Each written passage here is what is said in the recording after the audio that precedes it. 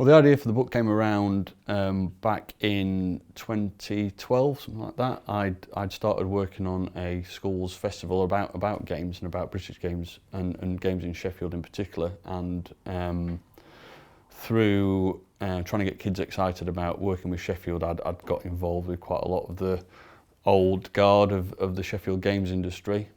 So Hallam, where we are today, they had already started working with Ian Stewart on putting together and using old IP for Zool, for example. So it's really important to me, being from Sheffield and knowing Gremlin, growing up in those times through the 80s, going to Just Micro where Gremlin started, it was really important to me to tell that story to somebody else. It was mainly an idea to tell the kids, really, so that's where it came from, is getting kids excited about where they lived. But the more and more I thought about it, the more I thought it was a viable thing to do and something that I was really excited about doing, because I was interested in getting into all those nuts and bolts. So through Hallam, I met Ian and put the idea to him, and he graciously agreed to it and endorsed what I did. And through Ian and through Ian's endorsement and Ian's help, then that helped me reach out to most of the people and get going with the book.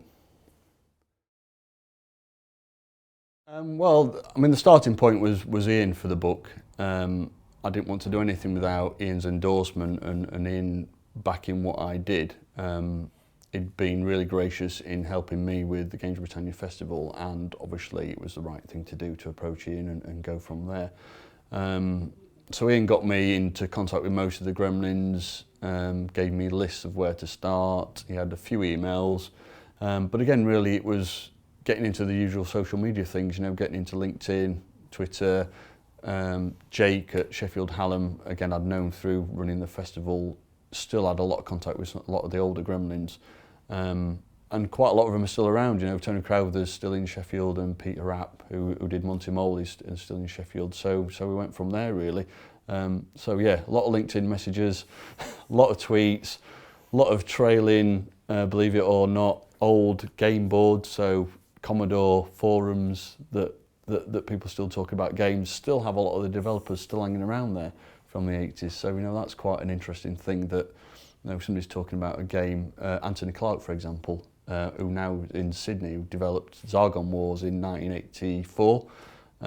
People talked on the forum in, you know, 2014 about that game, and Anthony replied. So, you know, you get a contact which is really weird, like that, where you know, 30 years later on a forum, the developer's still there enjoying talk about his games, you know, all those years later. My journey, yeah, is. I mean, for me, I say it to everybody that says about what I'm doing and enjoying the book, and I'm sure it's the same for a lot of people that are involved in doing things about what made a massive difference to their lives during the teenage years, because, you know, we all have favourite films from our teenage years, you know, whether it be Back to the Future or whatever. They're the kind of things that stay with you for all of your life, and the Gremlin games and games of that era is something that stays with a lot of people because they make a difference to their lives. And for me, it is, you know, it's the old cliche, living the dream, meeting people who seemed quite distant at the time, you know, people that made games that you play. I'm sure it's the same now, what seem like superstars, you know, Pete Harrap and Tony Crowther and Andrew Morris and Shaun Southern and all, you know, all these people were superstars to you when you played those games.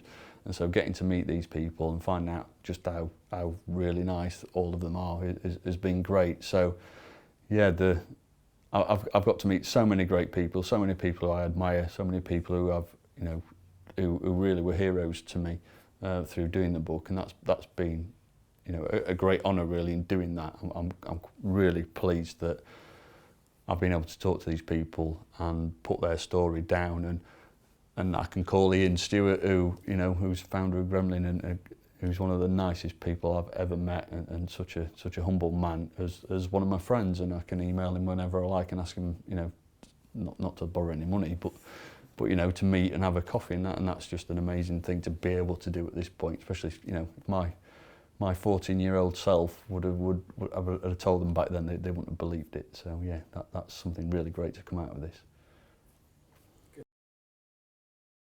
The last count, I think it had over 70 contributors, even more if you count the people that helped towards pointing me in the right direction for interviews, or even just information about the industry itself, because you needed that overarching, as well as being a story about Gremlin, it's also a story about how the British industry, the games industry, developed over time, and you know, the cycles that it went through. So people like Andy Payne, who was head of Mastertronic for so long, and is again another great guy, gave me that overview of how the British industry operated, and that was really, you know, important to understand in the context of the Gremlin story when you compare it to US Gold and Ocean, and then the eventual buy Infogrames of most of these companies. But in terms of Gremlin contributors, I think it stands at around 70 people, which is a lot.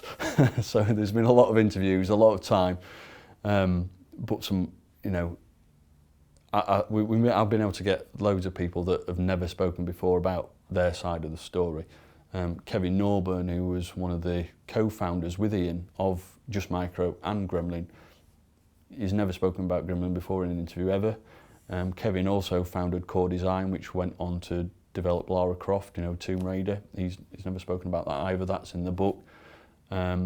People like Jenny Richards, who's Ian's second wife. And so they bought Gremlin back in 1989. They did a management buyout, and Jenny, as financial director, is such an important person in that business. You know, she really, you know, developed the financial structure and how the business operated, and her story is hugely important as well to tell. Again, never been interviewed about it. People like Bruno Bonnell, who was head of Infogrames, you know, this massive behemoth of a company which bought up everything in Britain. Never talked about Gremlin before. Bruno's in the book. I talked to Bruno on the train between Marseille and Paris, I think it was, so I interviewed him then.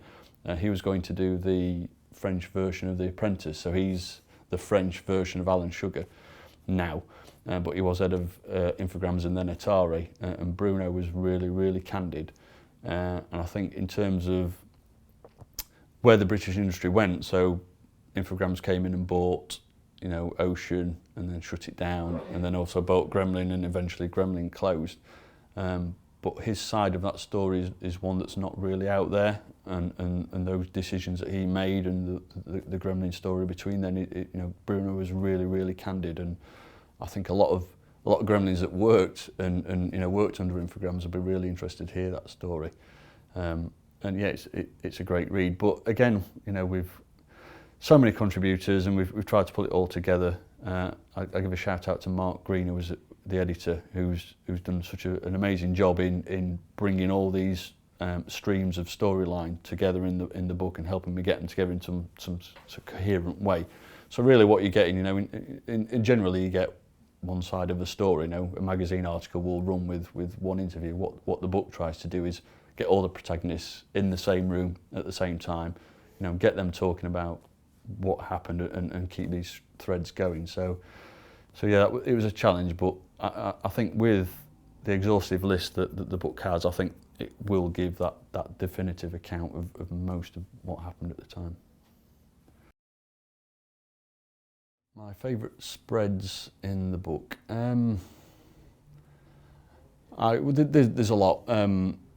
The first book contains probably the only colour picture I think that's left of Just Micro, the shop in Sheffield where it all started. That's something really interesting to have, and I'm glad that the book's got that copy. There's other great things in there. There's an actual soccer spread, a Zul spread I did, which I recreated by taking screenshot after screenshot of the Amiga game as the character moved along the level. I've pasted those together and done a lot of artifact work with those, and that's a real great thing in the book. Simon Phipps gave me, who worked on Switchblade and some other games for Gremlins, given me lots of sprite sheets, so individual graphics of the character, how it's animated and moved, and they look really, really good in the book. The other things I'm really proud of that are in there are the recreations of some of the early artwork that was done. So all the artwork was developed by an advertising agency called Camel in Sheffield, but unfortunately they lost all of it in one of the floods that Sheffield tends to have now and again. So the artwork was lost in a basement. So I've taken some of the inlay art and recreated it basically. So not scanned it and touched it up and tried the best. I've actually redrawn from the original. So scanned the original, traced over it, recoloured it. So that art is really, really sharp in the book, and that took me hours and hours to do. So that sort of stuff in there I'm really, really, really pleased with. I think the book has some really unique features in it, some things that aren't available anywhere else in other books. I think, one, it's such an exhaustive list of contributors, and I think that's a real strength of the book, that it's got so many voices within there. You know, a lot of the histories that you read, they are one-sided, and you think, well, you know, that you're talking about that guy, but he's not had a chance to give his side of the story. Where is it? And with the Gremlin in the Works, we literally have usually, you know, 3 or 4 or 5 people talking about the same thing at the time, giving their story. So Micro Projects, for example, was a really, really important studio to Gremlin in the early days. They did Thing on a Spring and Monty on the Run and loads of C16 games. There's only ever, I can think of, Jason Perkins is the guy that usually gets interviewed because he's the guy that lives in London. But the book now has all 3 protagonists of Micro Projects. So Anthony Clark, who's in Sydney, and Mark Rogers, who works for PlayStation in the States. You know, those 3 voices are there in the book, and they talk about the games for the first time. We've got a great bit by Geoff Brown. Again, Gremlin and the industry went through big turmoil in the 80s. Geoff was just such a huge, powerful player in the British video game industry. You know, for US Gold, bringing in the American titles, all these licensed games like Outrun and Gauntlet, which Gremlin did for Geoff. But Geoff was a big influence on Gremlin. The story that is there about US Gold, and I'm not giving any spoilers away, but Geoff was a real prominent player in Gremlin through the 80s, and again, even the US Gold book that's just come out really just touches the surface about what happens. And again, having Geoff speak really candidly and honestly about his position in the company, I think will open a lot of people's eyes to what happened. And obviously we don't just have Geoff's voice, we have Ian, who Ken was back in it, and Kevin as well, who were in this strange marriage at the time between the 3 of them. And that's really explored, and I think that'll be an interesting point. And again, I've touched on it before, the Bruno Bonnell aspect, having Bruno as such a powerful figure. You know, you can't imagine that he was a head of a $1 billion company, you know, towards the end of the 90s. You know, it virtually bought everything on the planet, Infogrames, and wanted to go head to head with EA.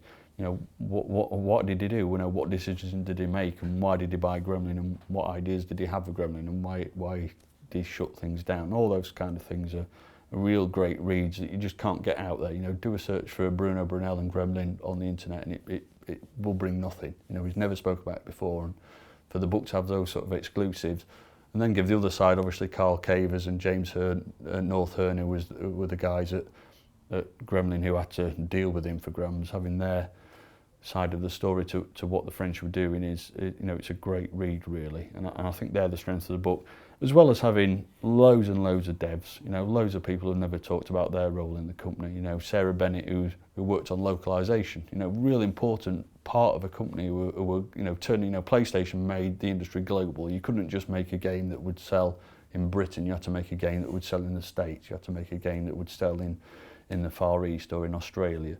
You know, and that needed these people with certain skills. You know, Sarah tells us about how certain games couldn't have red blood in them to sell in Germany. You know, those sort of things are quite interesting to know, and she gets her side of the story out. So some great selling points to the book, and I think it makes it a really interesting story with all these different angles in it.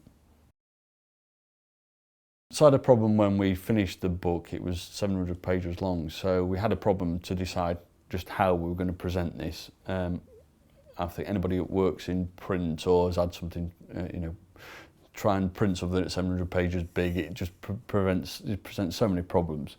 So I worked with Bitmap Books and again the editor Mark Green to try and come up with a solution to how best to present that and make this package, you know, instead of this really thick tome that, you know, you couldn't do anything with.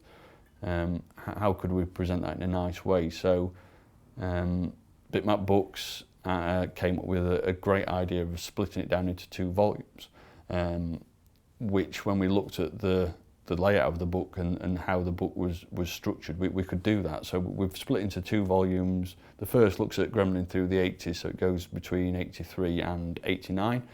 And then the second book picks up the story where there's quite a nice change in Gremlin in 1989/90. So it picks up between 90, we come into the 16-bit years.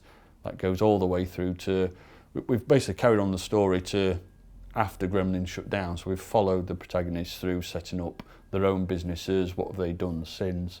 Sumo Digital in Sheffield, most of those are ex-Gremlin, so the book includes that as well. But that has led to it being a nice split down the middle. So Bitmap came up with a beautiful solution to doing the 2 chapters, 2 really nice hardback books. Reducing them in size means that there's more paper choices as well, so you can include all the glossy pages and all that kind of thing in it. And also came up with a really nice, really rigid hardback slipcase, which really makes it looks like a really great product, and great value for what people will be getting. Yeah, it's a really great thing.